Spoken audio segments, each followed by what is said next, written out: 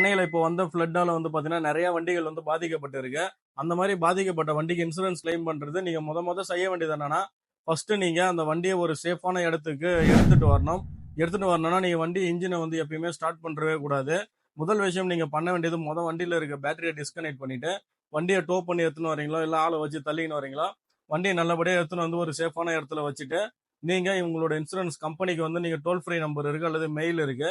நீங்க வந்து நேரடியா வந்து அவங்களுக்கு கான்டாக்ட் பண்ணலாம். கான்டாக்ட் பண்ணிட்டு அதுக்கு முன்னாடி வந்து வண்டி ஃப்ளட்ல இருந்தது அந்த மாதிரியான விஷயங்களுக்கு அங்க இருக்கக்கூடிய போட்டோஸ் வீடியோஸ் என்னெல்லாம் வந்து உங்களால எடுக்க முடியுமோ எல்லாத்தையும் எடுத்துக்க வேண்டியதுதான். ஒருவேளை வண்டி ஃப்ளட்ல அடிச்சிட்டு போயிருது அப்படின்னா நீங்க கண்டிப்பா காவல் நிலையம் போயிட்டு புகார் கொடுத்துட்டு அங்க அக்னாலஜ்மெண்ட் வாங்கிட்டு இல்ல எஃப்ஐஆர் போட்டாங்கன்னா எஃப்ஐஆர் வாங்கிக்கிட்டு அதுக்கப்புறம் வந்து நீங்க இன்சூரன்ஸ் கிளைம் அந்த ப்ராசஸை பண்ணலாம்.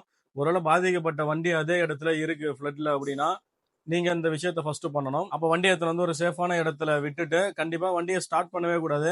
காரணம் என்னன்னா ஒருவேளை நீங்க வண்டியை ஸ்டார்ட் பண்ணிட்டீங்க அப்படின்னா அந்த வண்டி உள்ள இருக்க இன்ஜின்ல இருக்க பார்ட்ஸ் எல்லாமே வந்து டேமேஜ் ஆகிறதுக்கான வாய்ப்புகள் இருக்கு.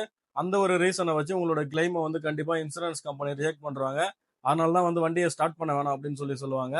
இதெல்லாம் விட முக்கியமான விஷயம் நீங்க அந்த பாலிசியை வந்து இந்த மாதிரி ஃப்ளட்ல பாதிக்கப்பட்ட பாலிசி போட்டிருக்கீங்களான்றத பார்க்கணும். இதை வந்து காம்ப்ரஹென்சிவ் இன்சூரன்ஸ் பாலிசின்னு சொல்லுவாங்க.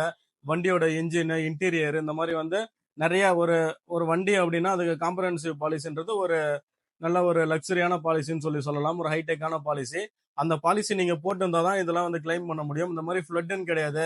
சைக்ளோனு, எர்த்குவைக்ஸ் அதுக்கப்புறம் வந்து நேச்சுரல் டிசாஸ்டர் எதுவா இருந்தாலும் சரி, அது இல்லாம ஏதாவது கலவரத்துல வண்டி பாதிக்கப்பட்டது அல்லது ஃபயர் ஆயிடுச்சு, திருடு போயிட்டு இந்த மாதிரியான விஷயங்களுக்கு வந்து இந்த காம்ப்ரஹென்சிவ் இன்சூரன்ஸ் பாலிசி வந்து பொருந்தும். இந்த இன்சூரன்ஸ் பாலிசியை நீங்க போட்டிருந்தா மட்டும்தான் இப்ப நான் சொல்லக்கூடிய கிளைம்லாம் பண்ண முடியும். அதனாலப்பா இன்சூரன்ஸ் போட்டுட்டேன் எந்த பிரச்சனையும் இல்லை அப்படின்னு சொல்லி இருக்கக்கூடாது. இன்சூரன்ஸ் பாலிசி போட்டதுக்கு அப்புறம் நீங்க எந்த ஒரு பாலிசி போட்டிருக்கீங்கன்றத ஃபர்ஸ்ட் நீங்க வெரிஃபை பண்ணி பார்த்துட்டு அதுக்கப்புறம் நீங்க கேட்ட பாலிசி தான் அவன் கொடுத்துருக்கானான்றதை நீங்க பார்த்துட்டு தான் வந்து இந்த மாதிரியான கிளைம்லாம் நீங்க பண்ண முடியும்ன்றதை தெரிஞ்சுங்க. நீங்க இன்டிமேஷன் கொடுத்த 24 மணி நேரத்துக்குள்ள வந்து பாத்தீங்கன்னா இன்சூரன்ஸ் கம்பெனில இருந்து கண்டிப்பா ஆள் வந்து ஒரு சர்வேயரை போட்டு வெரிஃபை பண்ணுவாங்க. அதுக்கப்புறம் கிளைம் ஃபார்ம் ரிஜிஸ்ட்ரேஷன் அது இதுன்னு ஏகப்பட்ட ப்ரொசீஜர் இருக்கு. எல்லாத்தையும் நீங்க முடிச்சுட்டு அவங்க வந்து ஒரு ரிப்போர்ட் ஒன்று கொடுப்பாங்க. இந்த வண்டி வந்து என்னெல்லாம் இருக்கு அப்படின்றத ஒரு ரிப்போர்ட் கொடுப்பாங்க. அந்த ரிப்போர்ட்டை பேஸ் பண்ணி வந்து உங்களோட கிளைம் வந்து நீங்க வாங்கிக்கலான்றதை தெரிஞ்சுங்க.